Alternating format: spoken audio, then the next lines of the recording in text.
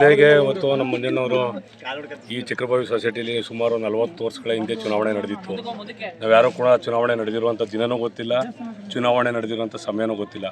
ಇವತ್ತು ಕಲ್ದೇನಹಳ್ಳಿ ಮಾದೇಶ್ವರ ಸ್ವಾಮಿ ದೇವಸ್ಥಾನದ ಸನ್ನಿಧಾನದಲ್ಲಿ ಇವತ್ತು ವಿಶೇಷವಾಗಿ ಪೂಜೆ ಮಾಡಿ ಇವತ್ತಿಂದ ನಾವು ಚುನಾವಣಾ ಪ್ರಚಾರವನ್ನು ಆರಂಭ ಮಾಡಿದ್ದೀವಿ. ನಮ್ಮ ಮೊದಲೇ ಗೆಲುವೇ ಚುನಾವಣೆ.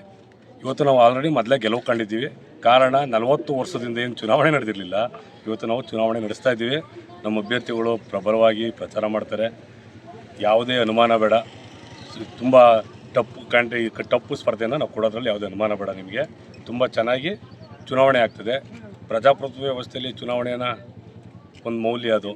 ನಾವು ಆ ರೀತಿಯಾಗಿ ನಾವು ಸ್ಪರ್ಧೆನ ವಿಶ್ವಾಸವಾಗಿ ಮಾಡ್ತಾಯಿದ್ವಿ, ದ್ವೇಷದಿಂದ ಮಾಡ್ತಾಯಿಲ್ಲ. ಮತದಾರರು ಇವತ್ತು ಕೂಡ ಸಹಕಾರ ಬಂಧುಗಳು ಚುನಾವಣೆ ಮತ ಹೇಗೆ ಮಾಡಬೇಕು ಅಂತ ನಮ್ಮ ಚಕ್ರಭಾವಿ ವ್ಯಾಪ್ತಿಲಿ ಗೊತ್ತಿಲ್ಲ. ಯಾಕೆಂದ್ರೆ ಅವ್ರು ಚುನಾವಣೆನೇ ಮಾಡಿಲ್ಲ, ಮತದಾನನೇ ಮಾಡಿಲ್ಲ ಅವ್ರಿಗೆ. ಈಗ ಅಲ್ಲಿ ಅಭ್ಯರ್ಥಿಗಳಿಗೆ ಕನ್ಫ್ಯೂಸ್ ಯಾವ ರೀತಿ ಇದನ್ನ ಮತದಾನ ಮಾಡಬೇಕು ಅಂತ. ಇಷ್ಟು ವರ್ಷ ಚುನಾವಣೆ ನಡೀದೇ ಇರೋದು ಅವ್ರಿಗೆ ಅರಿವಿಲ್ಲ. ಇದು ಚುನಾವಣೆ ಒಂದು ಅರಿವಾಗುತ್ತೆ ಅವ್ರಿಗೆ. ಚುನಾವಣೆ ನಮ್ಮ ತಂಡದ ನಮ್ಮ ಅಭ್ಯರ್ಥಿಗಳು ಗೆದ್ದರೆ ಇನ್ನೂ ಹೆಚ್ಚಾಗಿ ಅಭಿವೃದ್ಧಿ ಮಾಡೋದಕ್ಕೆ ಅವಕಾಶ ಆಗುತ್ತೆ. ನಮಗೊಂದು ಅವಕಾಶ ಕೊಡಲಿ ಅಂತ ಜನರ ಹತ್ರ ಕೇಳ್ತೀವಿ. ಈಗ 11 ಜನ ಅಭ್ಯರ್ಥಿಗಳನ್ನು ಗೆಲ್ತಾರ ಸರ್?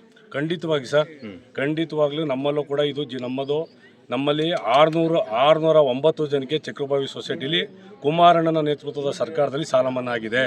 ನಾವು ಸಾಲ ಮನ್ನಾ ಯಾರು ಸಾಲ ಮನ್ನಾ ಪಡ್ಕೊಂಡಿದ್ದಾರೆ ಅವ್ರ ಹತ್ರ ನಾವು ಅವ್ರ ಬಳಿ ಹೋಗ್ತೀವಿ.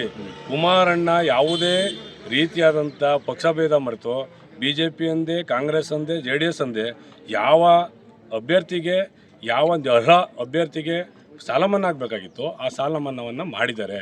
602 ಜನ 1200 ಮತದಾರರಲ್ಲಿ 50% ಜನಕ್ಕೆ ಸಾಲ ಮನ್ನಾ ಆಗಿದೆ. ನಾವು ಅವ್ರ ಬಳಿ ಕೇಳ್ತೀವಿ, ಕುಮಾರಣ್ಣನ ದುಡಿಮೆಗೆ ನೀವು ಫಲ ಕೊಡಿ ಅಂತ ಕೇಳ್ತೀವಿ.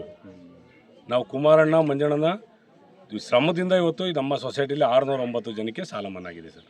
609 ಜನಕ್ಕೆ ಸಾಲ ಮನ್ನಾ ಆಗಿದೆ. ಪಟ್ಟಿನೂ ಕೂಡ ನಾನು ತರಿಸ್ಕೊಂಡಿದ್ದೀನಿ, ನಾನು ಕೂಡ ಡೇಟಾ ನೋಡಿದ್ದೀನಿ. 609 ಜನಕ್ಕೆ ಸಾಲ ಮನ್ನಾ ಆಗಿರೋದು ನಮಗೆ ಒಂದು ಅದೇ ಹೆಸರು. ಮುಂದೆ ಏನು ನೀವು ನಿರೀಕ್ಷೆ ಇಟ್ಕೊಂಡಿದ್ದೀರಿ ಸರ್?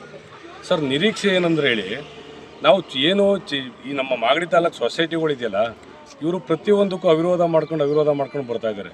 ಇದು ಚುನಾವಣೆ ಸರ್. ಈಗ ನಾವು ಒಂದು ಪಕ್ಷ, ಅವ್ರದ್ದು ಒಂದು ಪಕ್ಷ. ನಾವು ಚುನಾವಣೆ ಮುಖಾಂತರ ಅವ್ರಿಗೆ ಉತ್ತರ ಕೊಡಬೇಕು. ನಮ್ಮಲ್ಲಿ ಜನ ವಿಶ್ವಾಸ ಇದ್ದರೆ ಮತಾಪೇಕ್ಷೆ ಕೇಳ್ತೀವಿ, ಜನರ ವಿಶ್ವಾಸ ಇದ್ದರೆ ನಾವು ಮತ ತಗೋತೀವಿ, ಗೆಲ್ತೀವಿ, ಜನರ ಪರವಾದ ಕೆಲಸ ಮಾಡ್ತೀವಿ.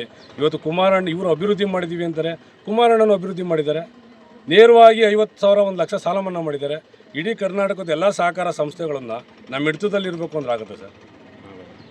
ಯಾವತ್ತೂ ಕೂಡ ಯಾರು ಅರ್ಹತೆ ಇದೆ ಅವ್ರು ಒಳಗಡೆ ಇರಲಿ. ಅವ್ರ ಅರ್ಹತೆಯಲ್ಲಿದ್ದರೆ ಅವ್ರಿಗೆ ಮತ ಹಾಕ್ತಾರೆ ಜನಗಳು. ನಮ್ಮಲ್ಲೂ ಕೂಡ ಎಜುಕೇಟೆಡ್ ನಿಲ್ಲಿಸಿದ್ದೀವಿ. ಈಗ ನಮ್ಮಲ್ಲೂ ಕೂಡ ಒಳ್ಳೊಳ್ಳೆ ವ್ಯಕ್ತಿಗಳು ನಿಲ್ಲಿಸಿದ್ದೀವಿ. ಅವರು ಮತ ಪಡೆದು ಸೊಸೈಟಿಗೆ ಹೋಗಿ. ಈ 40 ವರ್ಷದ ಚುನಾವಣೆ ನಡೆದಿರಲಿಲ್ಲ, ಈ ಸರಿ ಚುನಾವಣೆಗೆ ನೀವು ಸ್ಪರ್ಧೆಗೆ ನಿಂತಿದ್ದೀರಿ. ಯಾಕೆ ಇದು ನೀವು ಒಂದು ಚಾಲೆಂಜ್ ಆಗಿ ತೊಗೊಂಡಿದ್ದೀರಿ ಸರ್? ಜನಕ್ಕೆ ಮತ ಮಾಡೋದೇ ಗೊತ್ತಿಲ್ವಲ್ಲ ಸರ್. ನಮ್ಮ ಚಕ್ರಭಾವಿ ಸೊಸೈಟಿ ವ್ಯಾಪ್ತಿಲಿರೋಂಥ ಜನಕ್ಕೆ ಮತ ಮಾಡೋದಕ್ಕೆ ಬರಲ್ಲ ಅಂದರೆ ಚುನಾವಣೆ ಮಾಡಿದ್ರೆ ತಾನೇ ಮತ ಹೆಂಗೆ ಮಾಡೋದು ಅಂತ ಗೊತ್ತಾಗೋದು. ಒಂದು ಅನುಭವ ಆಗಬೇಕಲ್ವ ನಮಗೂ.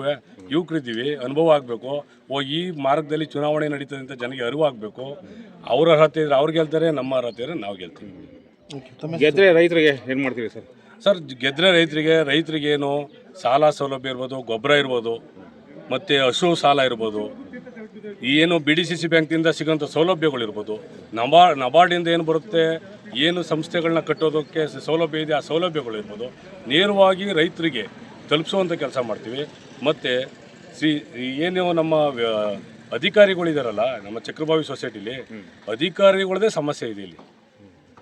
ಪಾಪ ಡೈರೆಕ್ಟರ್ಗಳಿಗಿಂತ ಹೆಚ್ಚಿಗೆ ಅಧಿಕಾರಿಗಳದೇ ಸಮಸ್ಯೆ ಇದೆ.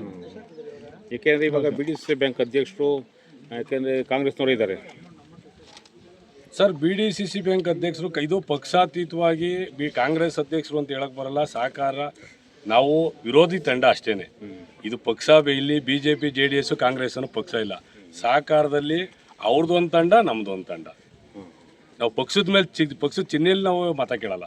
ನಾವು ಕೇಳ್ತಾ ಇರೋದು ನಾವು ನಿಮ್ಮ ಕೆಲಸ ಮಾಡ್ತೀವಿ, ನಮಗೊಂದು ಅವಕಾಶ ಕೊಡಿ ಅಂತೇಳಿ ಜನರ ಬಳಿ ಹೋಗ್ತಾ ಇರೋದು. ಸರ್ ರಂಗಸ್ವಾಮಿ ಅಂತೇಳಿ ಬೆಳಗವಾಡಿ.